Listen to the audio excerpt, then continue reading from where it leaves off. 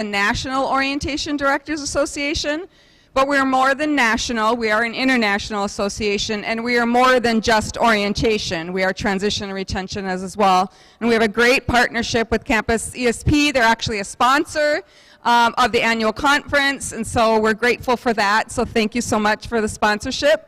But many of our members do use CampusESP, so we really appreciate the partnership.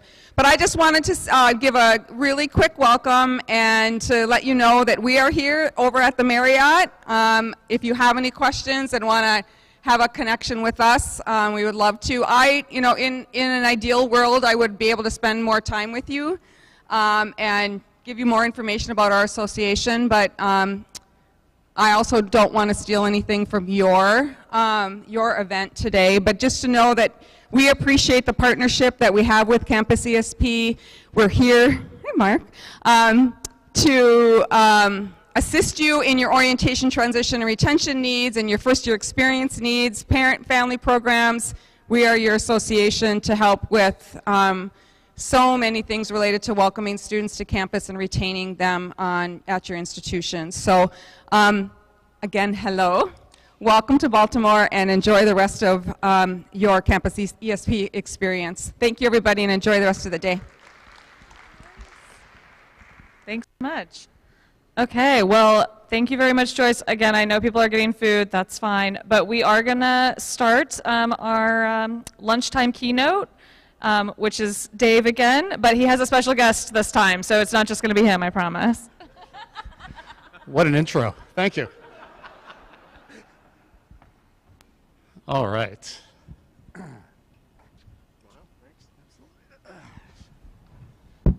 Oh, this light is right in our eyes. This is perfect. And there's a little fireside chat here. I was going to ask if there's a fire for the fireside chat. Absolutely. We really spare no expense at CampusESP. How's everybody doing so far? Good? All right. Good. Okay, so this is a little fireside chat segment that I'm going to do with my friend, Subir Sahu. And just to give you a little bit about Subir, he's a doctor of philosophy and he's a doctor of philosophy in urban education, which I thought was really cool, actually. Yeah. Senior vice president for student success at Drexel, where he's been for 12 years.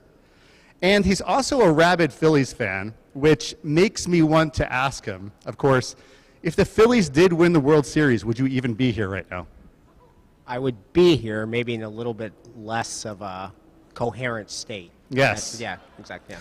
We did talk about if the Phillies won, that, would we be on Broad Street together? Would I be driving down at 4 o'clock in the morning? Would we be driving down here together? And I think that would have happened. I literally told my wife, because I was at Game 5, and I said if we win the championship, which didn't work out, obviously, I was meeting Dave somewhere on Broad Street, and, who knows what would have ensued. It would have been a lot more interesting for you all to see that happen. So, okay, so let's focus on a couple questions where, Subir occupies a space where he's in a leadership position at Drexel, obviously focused on student success. Families and parents play a big role in that. So just to kind of kick things off a little bit, so what are some of your priorities at Drexel for fall 2022? How do they maybe differ from years past? It's very unique right now. So what's going on at Drexel right now? Well, thanks. First and foremost, thank you for the invitation. It's really an honor for me to be here. It's feels a little I'm a little nervous to be the keynote, but I'm happy to be here with Dave. I'm also the president of the Dave Becker fan club. So there are forms in the back. In terms of the goals, and I'll try to relate this as it relates to family engagement. In my role as senior vice president for student success at Drexel, I get to work with a lot of different areas on campus, a lot of the non-academic areas, so student life, student counseling and health, business services, our career development center, athletics. I have the real opportunity to kind of touch on a lot of different areas at the institution, and I think what we're facing and the goals and objectives we're trying to hit mirror what I have a sense is probably what a lot of you were thinking about too. It's a tough time for higher education, tough time coming out of COVID, And I think a lot of students and families are asking a lot of questions about the cost of higher education and what is the value, what is the return on investment as it comes to higher ed. And that's a space where Drexel certainly lives. We are a high-cost institution, and I think with that comes a lot of questions about, well, what are the things that I'm getting in return? And I think, going back to when I was going to college, there was a lot of going to college or university that was about that's just what you do. You continue kind of your trajectory on the education standpoint. You went to college and you kind of accepted what was there. I think all of us would agree that's certainly not the case anymore. And so I think for us, we're trying to find that middle ground in terms of what are the services and education that we're offering our students and families. Is it actually at the place where students and families are kind of looking for, and are there tweaks we need to make to our systems? And then I'll shift or pivot a little bit as it relates to family engagement. Obviously with my role as the Senior Vice President for Student Success is core to what we do. And I wholeheartedly believe this. If an institution is serious about creating a culture of student success, you have to figure out a way to engage families. We're just in that time period. And I think the times of kind of saying we just work with the students, those are long gone. And there's been various data points and presentations today that talk about this. And so I think that probably connects well with what we're going to talk about in terms of we really had to take a step back and look at what we were doing as it relates to family engagement at Drexel and really rethink that. And I think we're still in that process. I think there's things that we figured out, CampusESP being one of them, that's kind of hits the mark, and there's others that we're still trying to figure out, and that COVID has changed in terms of the types of questions that are coming. So hopefully that answers your question a little bit about what we're looking at. Yeah, I always feel like when we first started looking at parent engagement, return on investment was huge, right? Like the cost of education is so much higher now than it was 10 years ago, 15 years ago, 20 years ago. So that was always the narrative when people would ask, okay, great, that parent involvement's increasing. Why is it increasing? I would always point to the cost of education, and more debt was actually being piled up on parents and families. So then COVID comes along. There's a huge shift to safety as well as other issues and being more informed. Have you seen, one of the stats I had was that parents expect communication at least weekly. 85% of them say at least weekly, which is a lot, and I'm not advocating for that, but have you seen a giant shift, not only going into COVID, but coming out of COVID? 100%. I mean, I think, listen, the level of engagement that was kind of between students and families was always high even pre-COVID. I think COVID just escalated that. And so I think now you have families and students coming into higher education just trying to figure things out and trying to figure out a world that has shifted, coming from places where they were probably a little bit more locked in, now coming to campuses where they're not connected to family members or friends or whoever it is, and then trying to figure out that trajectory together in line with family members. From a health and safety perspective, I think the reality is too that as campus leaders, we're figuring a lot of that stuff out as well. And so this is a little bit of a journey that we're on with families and trying to figure out those pieces. I'll say this too, and I think we'll touch upon this a little bit later in the conversation. I try my best not to paint a holistic or a kind of one picture for what every family is coming to the conversation with. I think the types of questions and the things that are coming to us, whether it's through families or students, are also dependent of where they sit and what experiences they have with higher education. And I think one of the benefits of us having a platform like CampusESP is we can really speak to all parents, speak to all family members, all students, which through vehicles like Facebook or just general email or phone calls, sometimes it can kind of steer towards one segment of the population. I think it's incumbent upon us to make sure that we're speaking to all members of our community through this work. All right, you brought up Facebook. We're going to pause on that for a second. I definitely want to get to the Facebook question, but can you go a level deeper on some of the successes that you're seeing, specifically with families of color and how they might differ from other families that maybe have had more exposure to resources, more knowledge of just college overall? What are the types of questions that you're asking, or that those families are asking of you that are coming up to your level and to the president's level? Yeah. So, you know, she's going to be mad at me for saying this, but Dr. Mackenzie Luke's here. She's our Associate Vice President for Student Success, and really who is a charismatic leader. Some of you were at her session earlier this morning, and it's really her and her team who are our primary leaders as it relates to family engagement, and she touched upon this very well in her session earlier. But listen, I think if you are a first-generation college student, or for many of our families of color, you know, you are learning this experience alongside your students. And so a lot of times the types of questions or the types of things that come to our attention are just about normal processes or systems, or an understanding of how do you pay your bill, or how does the quarter system work, or for us, what is the difference between being in classes or co-op, because we're a co-op institution. So a lot of times we just need a mechanism to deliver good information to those families so that they feel prepared and knowledgeable to help support their students who are coming to them for the same types of questions that other students are. And we didn't have that before.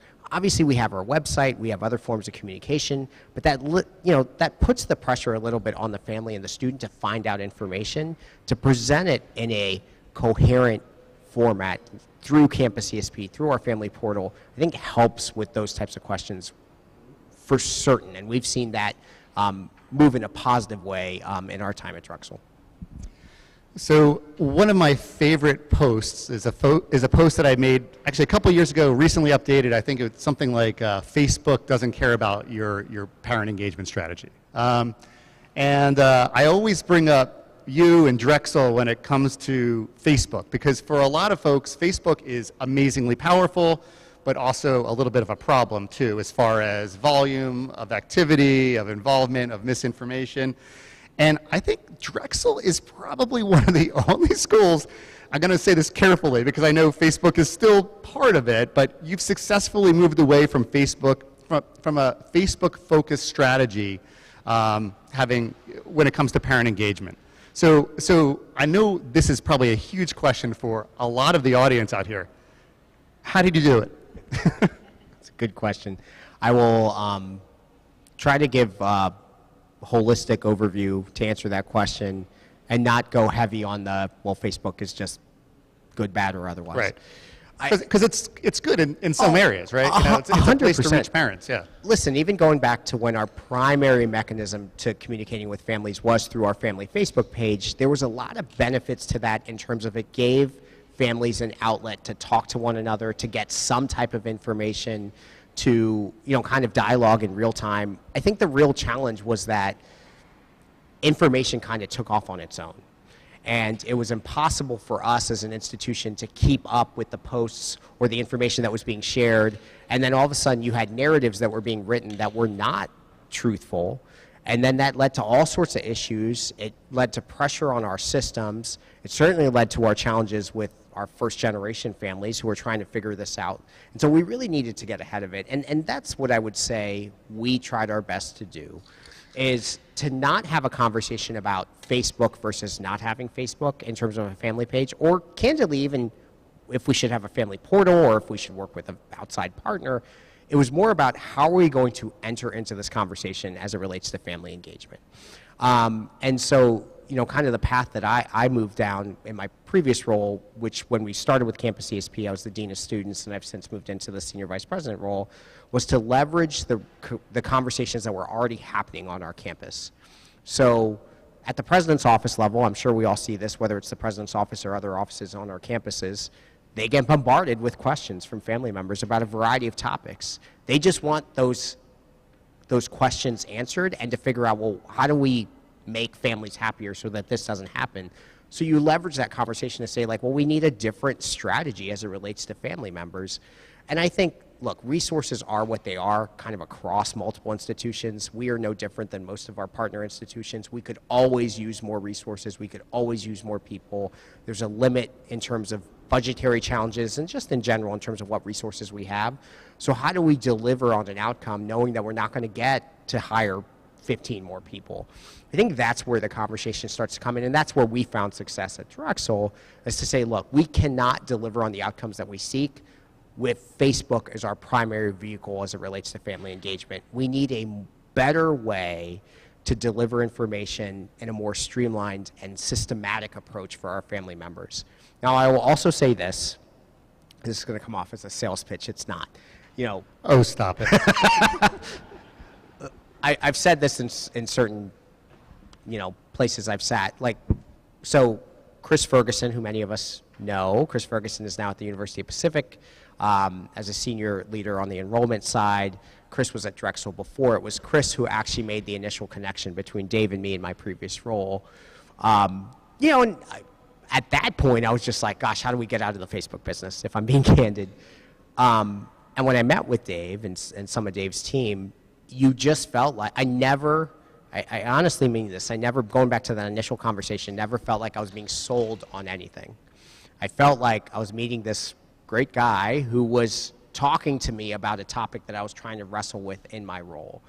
And I think over time, we have developed a personal and professional relationship where it feels like, hey, absent of the resources that I might be able to get on the Drexel side, I'm gaining through CampusESP. So when we're engaging with CampusESP on these topics, it feels like it's a part of your team that's really talking about, hey, how do we navigate this? When we started in this relationship was pre-COVID. COVID changed everything. So how do we look at the portal in terms of the information that we need to deliver?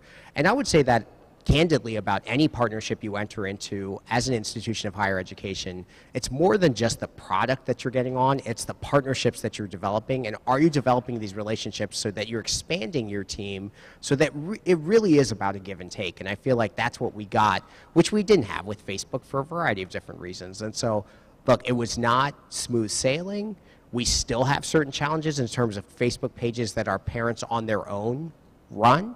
And we still have a segment of the population that kind of looks back fondly at those Facebook pages. So what's the messaging for that? Because those parent-run Facebook pages pop up. What do you do from a message? Do you just ignore them? Do you just kind of lurk? Do you just say, hey, here's the single version of the truth, or like how do you manage that? A little bit of all of it. And you know. Thank you, by the way, for the. I think we're dating right now. So it's very nice. Listen, I think to some degree it's all the things that you mentioned. Like we have had tremendous success as it relates to our family portal through CampusESP. So that gives us the ability to point to that to say, hey, look, here's where you get true information that is genuinely about real-time information and systems and structures at Drexel. So we can do that. The Facebook pages that are there are still there. And listen, I think it's great that families are engaging on their own Facebook sites. Most of the time, they kind of manage themselves, or we'll hear about it through our Drexel Family Association or through other, faculty and staff who are on the Facebook pages. At times, through those relationships, we hear of information that's kind of escalating up the chain. It just depends on the situation and how we want to engage with it.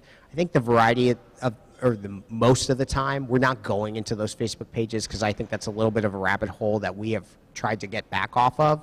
We then manage our partnership with CampusESP to deliver better information, or we look at our other vehicles. Looks like this has come up a ton through our Facebook page. Should we send out emails? Should we send out announcements through our Drexel One portal? What are the things that we can do on that end? Should we talk to student leaders?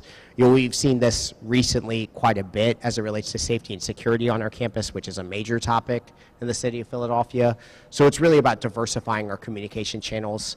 And even using that example, we have not gone on these Facebook pages to answer questions because, again, we're trying to transition to the methods of communication that we do have oversight over. And Leslie, you're going to give me 5 minutes when we have. Oh, go ahead. Got it. Just making sure. All right. So there's the parent Facebook side of it. Parents, a segment of parents generally like Facebook, and just real quick, and this is kind of a shout out to Raquel, who's checking her phone right now. I see you checking your phone right now. Is that less parents want their communication through Facebook than you probably realize. When we do the engagement studies and we say, what are your top 2 preferred methods of communication? What is it, Raquel? Like I would say, like less than 10% actually say social media, and the highest percentage of those respondents are generally white families with high levels of income. And I see a lot of heads nodding there. You probably get it, right? They're just on Facebook constantly. So you're not really reaching all of them if you're just focusing on Facebook as a strategy. But then there's the internal part of it at Drexel, which was also a barrier that you had to adopting a new technology, which is Drexel rolled out FERPA management so that, of course, parents can see their students' academic and financial information. And that was tough for you because at Drexel, they are very into Banner. They have a big IT staff, lots of resources, lots of custom development. And that notion of like trusting a vendor for this part of the access to their SIS was a big deal. How did you go about getting them on board, knowing, of course, this is being recorded? Like, how was that just as difficult, and how did you negotiate that process? Yeah, in some ways even more so. And I think, look, hopefully this doesn't sound the way it sounds. I mean, there are times that you cash in the chips that you get over a course of time if there's a direction you want to go for the institution. And part of this was cashing in those chips with some of our campus colleagues. I think in general, and I would say this is true about our approach to FERPA or parent or family engagement, I think you have to take the conversation to a higher level. It's not necessarily about the delivery of this mechanism, it's about what you're trying, the outcome you're trying to achieve with these conversations. And so you mentioned the primary families that utilize Facebook. Right. And it's not just me. There's several of us as senior leaders at Drexel that talk about this. Mackenzie's one of them. We talk about often, look, we need to do a better job of reaching all of our students and community members, period. End of story. And I think at times, based on who I suspect is in this room or online and the roles that we play, we might be one of the few voices that is championing those efforts. We have to continue to champion those efforts and then look for opportunities where we can actually deliver on that outcome. And to my core, I believe that the approach we took towards family engagement, towards FERPA, delivered on that. And I was able to talk about that. Now, if I just talked about that kind of out of the blue with our campus colleagues or our president, I don't know if I would have had success. But it was a byproduct of a conversation that I've been having for years. And so I think sometimes that's what our role is to kind of push the envelope and say, look, we need to do a better job, or we think we are achieving this goal, but we're actually achieving this goal for this segment of the population. How do we expand it? It's hard. I mean, we all work in complicated places with a lot of offices who own certain things. I mean, I think listen, I'm the Senior Vice President for Student Success. I think one thing you'll never hear me say is that I own student success at Drexel. That's silly. Everybody at Drexel owns student success. I might work with the offices that have whose primary work is related to student success, but we don't own it. And I feel some type of way when my colleagues on campus say that they own certain things. No, we all are shared partners in this goal. And so I think that's where you need to kind of further the conversation and or push when you feel like there's something that really needs to be delivered. It's hard. And listen, where we're at now at Drexel as it relates to all these topics took years of work. It didn't just happen overnight. So You've mentioned the conversation a couple times, and you keep bringing in the president. And I think, and then you also mentioned that you had to cash in some chips with probably president, but also different offices. So focusing specifically on the president, what does a president want to hear when it comes to family and parent communication? What's the problem that you can say, look, if we have a coordinated strategy, if we actually come together around this, this is how we can help? What's the problem that the president cares about the most? I mean, I think it's a lot of what you already said. Now, listen, I don't want to paint with a broad brush and say all presidents are this way or every campus is, everybody's a little bit different. But I think, at least in my experience working with presidents, and primarily the president that I work with at Drexel, they have huge tasks ahead of them and a lot of goals and objectives that they're trying to meet. So their focus kind of goes from place to place, day to day and hour by hour, and shifts very quickly. So they're trying to meet all these objectives in different places. And the way I see my role is the time I have with my president is to help focus him on the specific things that I have a close connection to. And so ultimately, I believe that most folks who go into senior leadership or presidential roles they want the same things. They want what's best for their campus. They want to deliver on a quality, holistic education for their students. And I think most presidents realize now that families are a part of that. And so it's really just about that. It's, you know, I'll use the example of the emails that come into the president's office. It's very easy for a president to see those emails and think, this represents my entire campus community.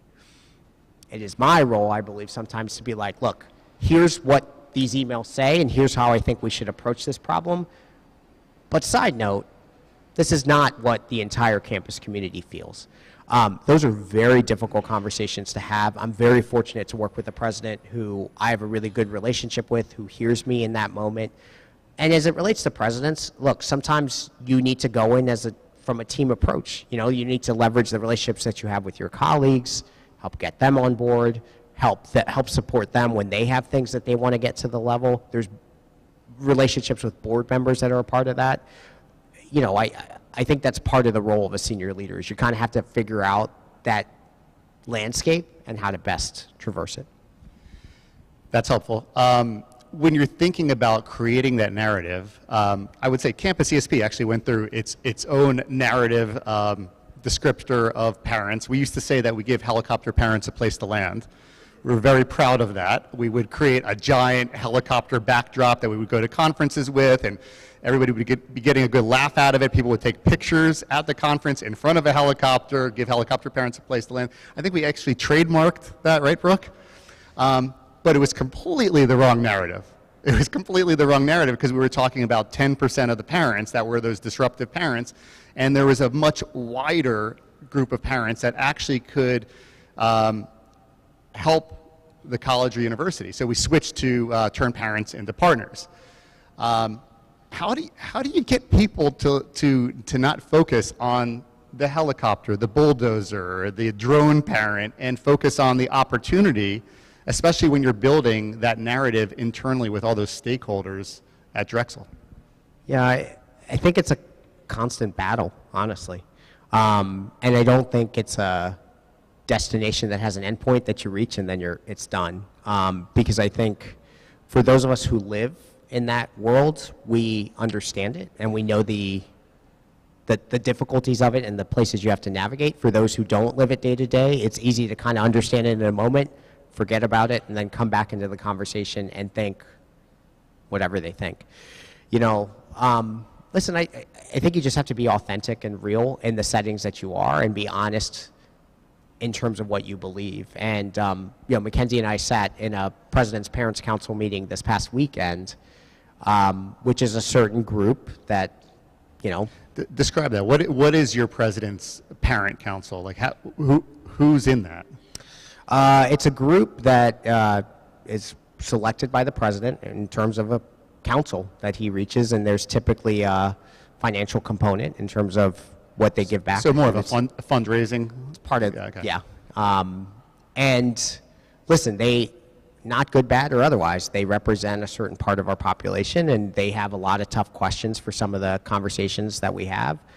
Every one of those meetings, we have tough conversations. We have certain groups that are very vocal, and after those meetings, there's other parents that come up to Mackenzie and me and others and say, oh, I agreed with that, or oh, I can't believe that, or oh, these parents X, Y, and Z. I mean, I think even in that small segment, there's a variety of different opinions and thoughts that come out of that group. And I think, again, it's our role, whether it's for families or for students, to help give voice to everyone. And, you know, listen, there's a DEI component to this for sure. It is easy to create systems and lean into the voices that are loudest. It is much harder and more difficult to try to give voice to others that don't have that same microphone, don't have that same landscape to work off of. I think that's what we're called to do as senior leaders, particularly on the student success or family engagement side. You know, we have to kind of widen that circle, and I think we are still in a journey to get to a place where there's more voices around the table, and I think we just have to keep pushing. And I know that that's a big passion of yours. Do you have specific stories where you've seen that parent and family engagement firsthand really make a difference for a Drexel student. I mean, where you're just like, wow, that really, I mean, the data's there that supports parent and family engagements, but sometimes it helps to have these stories that really make it more real for people. Do you have any of those stories that you're able to share? I mean, I don't know if I take a story down to the individual level, but I'll speak kind of at the 30,000 foot level. You know, there is a lot of stories that we can point to, you know, so part of the work that we do under the student success umbrella at Drexel is oversee our commencement activities. It's one of my favorite parts of the year because you see those students finally cross the finish line and you get to engage with families in those moments, and we all experience this in those moments. You talk to students and families and they talk about the journey of getting to that point. And there's so many families that talk to us about, like, we got here because of what you did as an institution in terms of information you gave us or support you gave to our student or just getting us on the right page. That's all about what we're talking about, you know? And a lot of times those are the families that wouldn't get there if it wasn't for the support that you offer. I mean, to me, that speaks much more than a data point or a metric that you're having. And listen, those stories impact, going back full circle to as you're trying to create a narrative to help advance kind of goals and objectives that you may have, those stories stick with people too. So, you know, while I wouldn't take it down to an individual level, we see that a lot. And I think CampusESP is certainly a part of that. If there's any questions, I know we don't have the technical infrastructure to support this, but if anybody has a question for Subir, happy to take that. What do you think as we move forward into 2023? I've been getting my dates wrong all day today. What's going to be like the next big trend out there from a student success perspective that you see? That's a good question.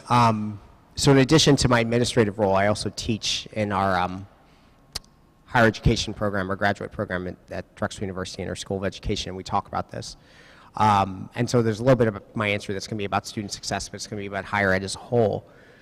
You know, I'm not sure, and I don't know if that's the right answer for me sitting up here, but I think this is a challenging time for a higher education. And I think the traditional model of higher ed at a traditional campus, you know, a 4 or 5 year campus where you come, you live on campus, you get involved, you pick a major, you take prerequisites, you get to the finish line, and then you graduate, has to change. I think going back to something I initially said, the days of you just go to college because you go to college, those are changing. I think there's a lot more questions about return on investment and about what it means to actually go to a college or university. I think students and families are looking for more flexibility and not wanting to be locked in to a major. I mean, so prior to me being in this field, I was an engineer, and so I went through a traditional engineering undergraduate program. It was one of those programs where your courses were set up for you, and if you wanted to shift, you lost a semester or a year. Institutions writ large will not, in my opinion, survive with that sort of model. And so how that impacts student success, I think we really critically have to look at what are the things that we're putting out there. Are we truly meeting what students want? It's really easy for us, for a variety of different reasons, to say, hey, we offer student involvement through organizations, and we have leadership opportunities, and this is what it means to live on campus. And maybe those things are still working and will continue to work in the years to come, but I think we need data to back what we're doing to show that they're producing the outcomes that we want. And we have to be more flexible. You know, we have to, listen, we have a residency requirement at Drexel, and I think we really have to critically look at, are we flexible with those families who might not be able to afford to live on campus? And if so, what does that look like? And then what does that mean in terms of the type of experience we're trying to build on our campus? So these are just tough questions that I think, whereas 5-10 years ago, we might have just been able to sweep it under the rug. We really can't, for the benefit of higher ed as a whole. Let me give you a scenario. Let's assume that there is a family that lives in Philadelphia, that family has twins that are in 11th grade, going into 12th grade. Let's assume those twins don't know what they're doing. but they choose Drexel, is there a code that will get them a tuition discount that they can put in on your website? Just asking, just generally. No? I mean, if those twins were adopted by the Sahu family, there might be something we could do. That sounds amazing. Any questions from the audience for Subir?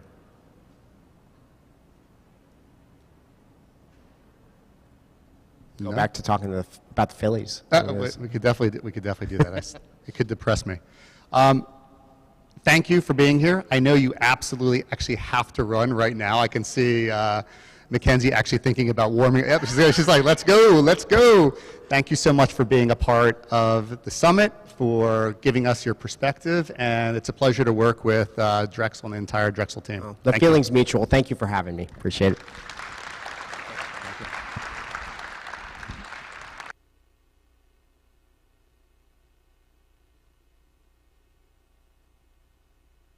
Oh, thank you so much. That was wonderful. We do still have food if anyone didn't get lunch or needs a little bit more. We also are going to start breakout sessions again at 1:30. So you have a few minutes here to kind of rest, check your email, whatever you need to do. And then we'll be back in the auditorium and the multipurpose room for sessions starting at 1:30. So we'll see you guys there.